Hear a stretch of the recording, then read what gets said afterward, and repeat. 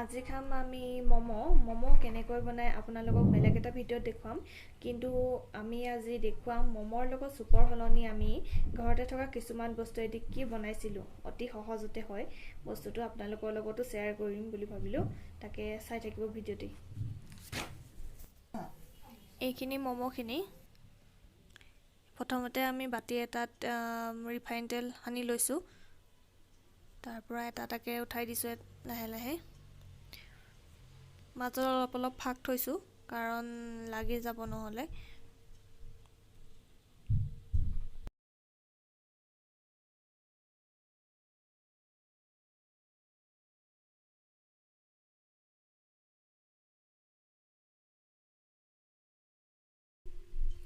আমি এতিয়া ষ্টেণ্ডত উঠাই দিলোঁ তলত পানী উতলি আছে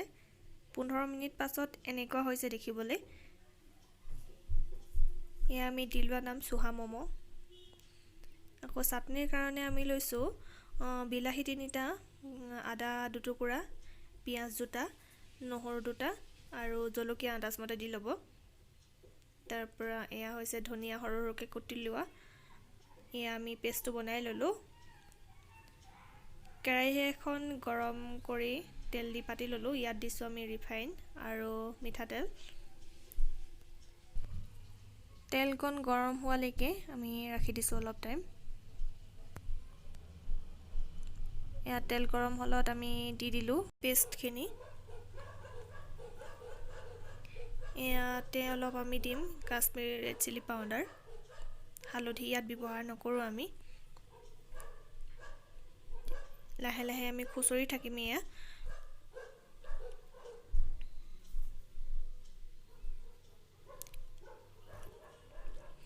বিলাহী আৰু পিঁয়াজৰ কেঁচা গোন্ধ যোৱালৈকে আমি খুচৰি থাকিম তেল বিৰিঙিব লাগিব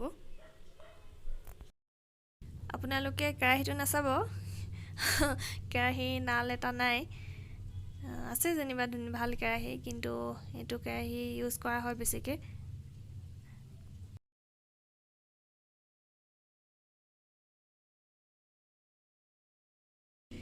এয়া প্ৰায় ভাজি হ'লেই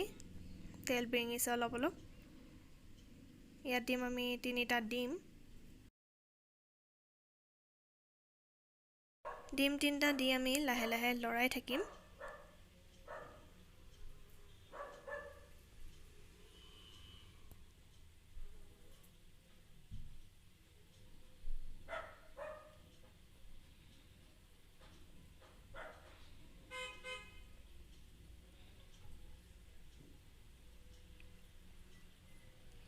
এতিয়ালৈকে আমি নিমখ দিয়াই নাই আমি এতিয়া নিমখ দিমহে সোৱাদ অনুযায়ী নিমখ দিব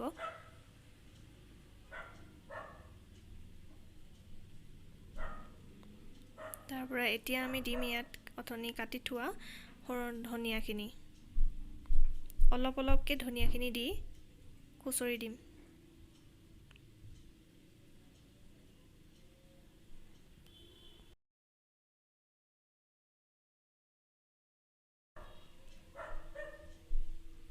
আকৌ ইয়াত অলপ আমি ৰিফাইন তেল ইউজ কৰিম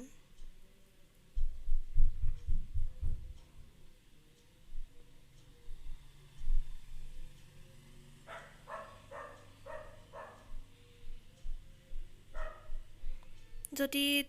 কোনোবাই তেল কম খাওঁ বুলি ভাবে তেতিয়া এইটো স্কিপ কৰিব পাৰে এয়া লাহে লাহে খুচৰি